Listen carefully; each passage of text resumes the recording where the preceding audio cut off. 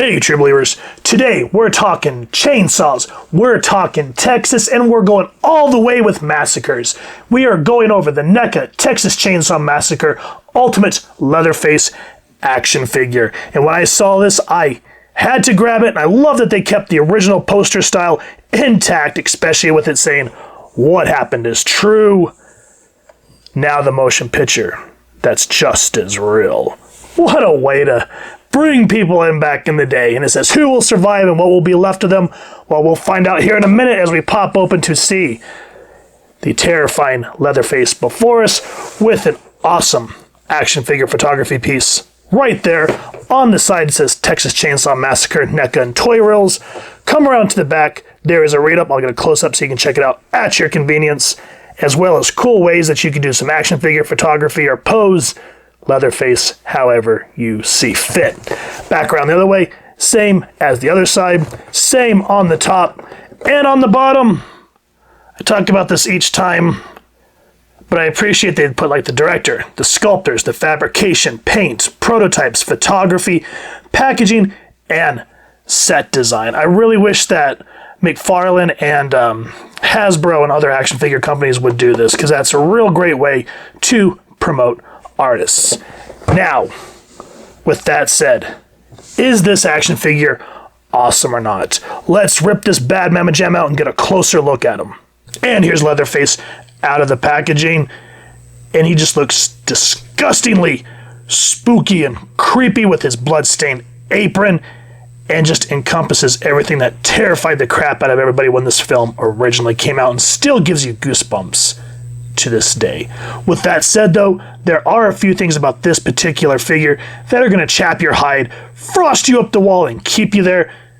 So let's get him off the spinner, and let's talk about what I'm talking about. I forgot to mention where you guys can pick this figure up. At the time of this recording, it is available on Big Bad's Toy Store as well as Entertainment Earth. But as I always say, please first and foremost support your local comic shop or wherever it is you like to get your comics and action figures. Now, for the movie in and of itself, was a 1974 American horror film produced, co-composed and directed by Tobe Hooper and co-written by Kim Hinkle. The plot follows a group of friends who go on a road trip to the countryside of Texas, and after running out of gas, they each fall victim to the chainsaw-wielding maniac Leatherface and his cannibalistic family. The movie was advertised as being based on a true story to attract attention, although Leatherface himself, as well as the minor story details, were inspired by the crimes of the murderer Ed Gein. The remaining plot, of course, being fictional. Hooper stated the intentional misinformation that the film you're about to see is true was a response to being lied to by the government about things that were going on all over the world.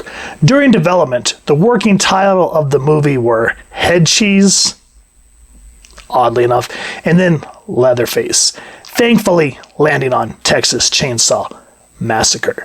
Now, the Icelandic American actor Gunnar Hansen was selected for the role of Leatherface. Now, for the accessories that this dude comes with, he comes with a nice plethora, though there is one that is absolutely going to piss you off. So we're going to back Mr. Crazy Man off here. The first thing, actually, that I'm thinking about it, the first thing he comes with is this head sculpt. And I just love the wear and tear on the mask, 'cause it's supposed to be human skin. And it just creeps you out like no other. And if I'm not mistaken, if I'm wrong, feel free to make fun of me down in the comments, but Leatherface always wears different skin masks depending on his mood or how he's feeling. So this is kind of the more generic one, and I appreciate that you can see the eyes through the slots. Kind of just gives that really unsettling, uncanny valley. Same thing with the teeth and the tongue hanging out, and part of the wiring, I guess, he uses for the mask, and the stitching, the hair. Great head sculpt, although disturbing. The other one that he comes with is the one he wears closer to the end, which is a woman's face, and this one is rough. I mean, look at the way it's deteriorating. It still has the victim's hair on it and is just parting because of his fat face on it. The eye sculpts look good, the way the paint looks, the brown on both of them, and of course where the skin starts to lob and a little bit of blood. Yeah. Terrifying as it is, great head sculpt to match the movie. He does come with a meat hook. Try to get a focus on that because that's nice and blurry, which already has pre-stained blood on it. Silver looks good, so you can actually hang that if you wanted to, if you have something to hang it from, which I'm always a sucker for props, so that'd been great. So you could slap one of your action figures on there like he did that poor girl in the movie. Whew. He comes with the mallet that he punches the other dude with. I cannot remember the victims' names. They died so quick that I just don't remember the names, but it's a nice little mallet. Of course, the brown for the handle. I wish they would have given it more of a wood effect, but it is what it is. The top, at least, looks good and nice and silver with that nice blunt edge. It's just going to knock you out. Meat cleaver. Like that it's actually dented and dinged and very nasty looking. Like, you know, this thing has seen some shite. So, yeah, great piece there. Then, of course, another knife, which I don't know if this is supposed to be the one that the brother, I can't remember his name, the one in the wheelchair was wearing, and he got cut by the psychopath. But nonetheless, just being able to have another piece is cool. I don't understand why they decided to put a little dangly leather piece on it, but it just kind of makes it stand out from all generic knives that we get. There's some blood on it. Good piece there. Now this is the piece that makes me mad. Chainsaw. Lovely, lovely piece. Looks great. Has all that nasty blood and gore on it. Dinged, of course, because their house that they live in, which from what I understand, because it was such a low-budget film, there was no ventilation in that room. So when that chick falls in, she sees all the feathers and chickens and stuff. That was actual vomit. So every time they went into the house, they would be smelling, and the clothes, like they didn't have wardrobe, so they had to keep wearing the same clothes. So, I'm surprised nobody got dysentery or something like that. But why does this piece piss me off? So you see this little white stub here and this little stub here. Here's the handle, and that's supposed to be there, and that's supposed to be there, and they are not supposed to come apart. This is where the figure starts to go off the rails for me, and why I get so angry at action figure companies. So let me show you why I'm pissed off. So other than, you know, the paint and the detail looking great, this Leatherface, look at his hands.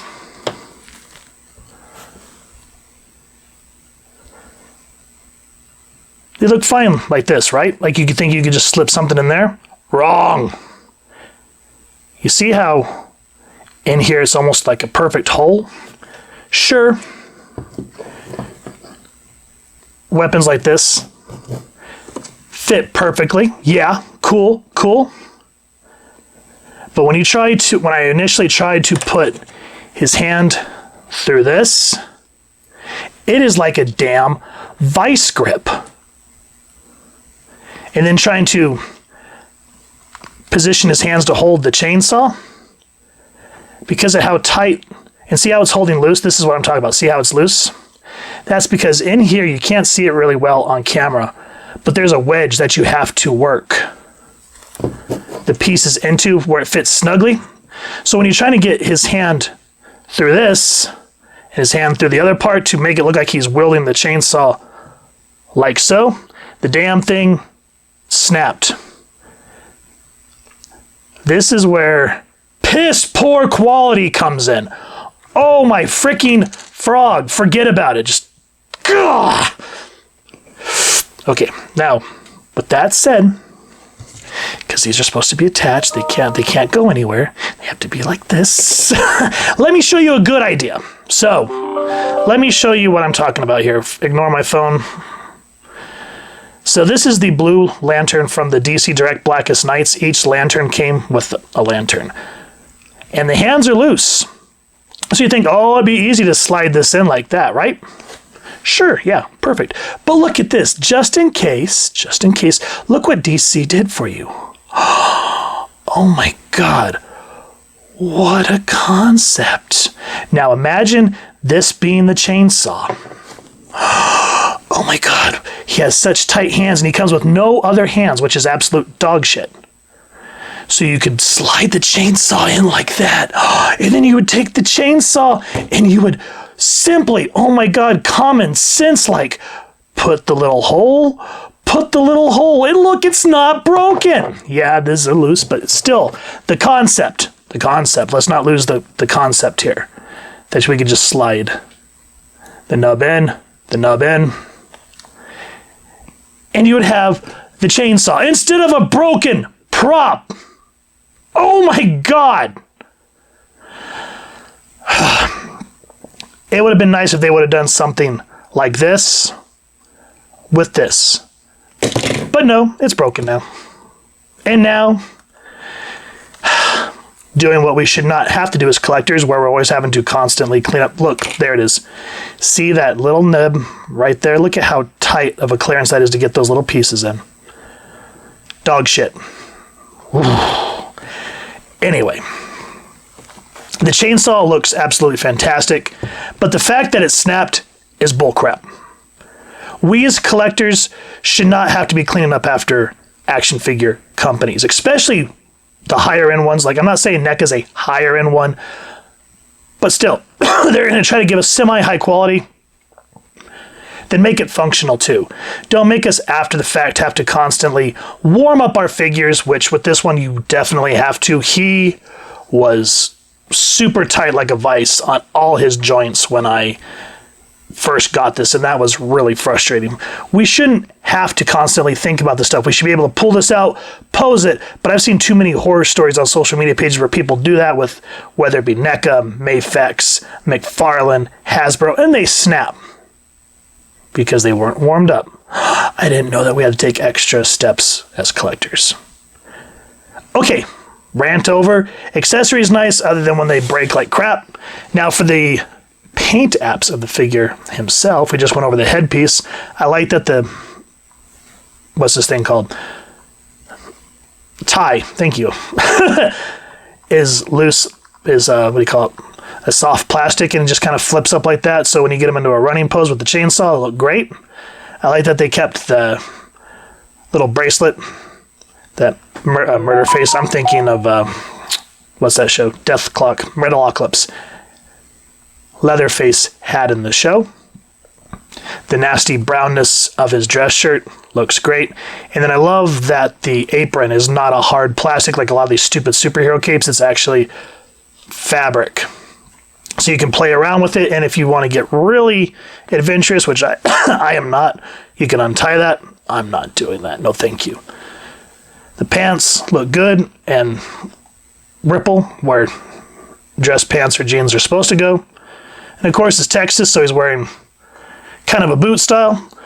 So yeah, the paint apps overall, getting the frustration aside, look great. The articulation is kind of a hit or miss. So let's back this up just a little bit so I can show you the range of motion that you get with this figure.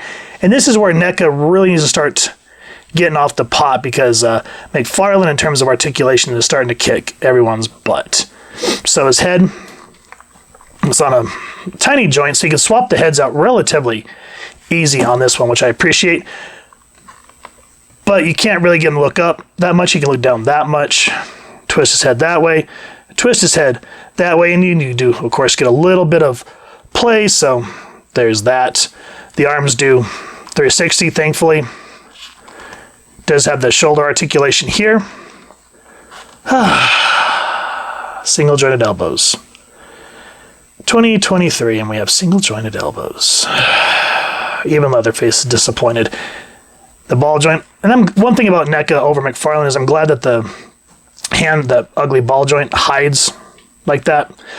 Hand does spin, go up and down. And these are the only set of hands that we get. I wish that they would have made them more versatile, especially to fit something as the aggravating chainsaw. We're not going to go there. The waist, get a nice range there. Sadly, no real, he can kind of bend down that much. And about that much from the waist. He doesn't have a solar plex joint there. Leg can go out that much on the side, all the way forward. Ah, look at that. Single jointed knees. Yay. ... And he has a soft butt flap. McFarlane, pay attention so you can get his knees back relatively well. foot go down about that much, foot barely goes up that much, and a little bit of an ankle rocker.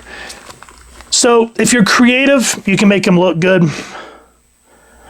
But sadly, thanks to figure companies, that's on y'all to be as creative as you can, because they decided to give us a very limited range of motion, but still overall a great piece.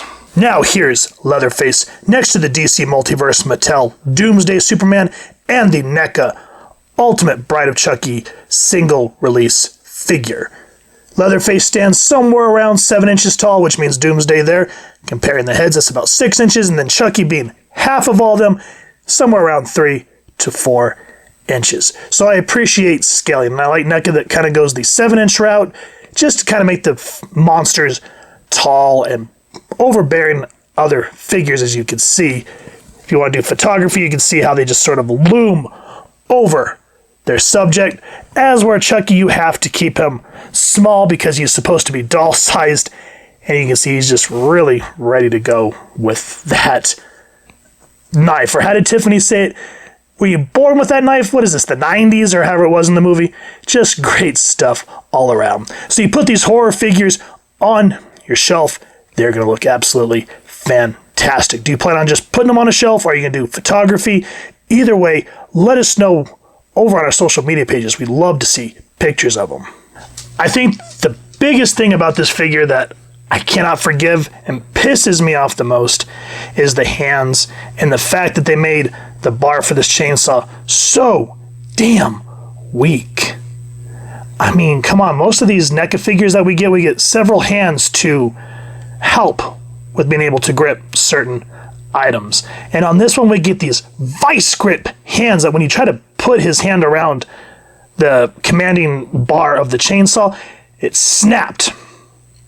And as a collector, I'm sick and tired of us trying to take care of our stuff so that we don't depreciate the value if we want to take it out of the packaging. And because of companies' weak-ass policies and don't care, we end up having to suffer and fixing our own shit. That annoys me more than anything. I can forgive the single-jointed elbows. I can forgive the single-jointed knees. But having this cheap-ass chainsaw with this piece that just snapped off like that with those vice grip hands, bullshit. I digress. That aside, it's a very beautiful piece. I'm glad that the apron is kind of clothy and has the blood streaks on it. Very well sculptured. Just the accessories to me came off very bullcocky. It irritates the crap out of me. So now I'm going to have to go back, due to NECA's incompetence, and glue that back together and hope to God next time that I use him for a photograph piece, I don't snap that fucking thing off again. And that's where I get mad, and it just, we shouldn't have to pick up after a company. Anyway, I love the piece. Nonetheless, very nice looking figure.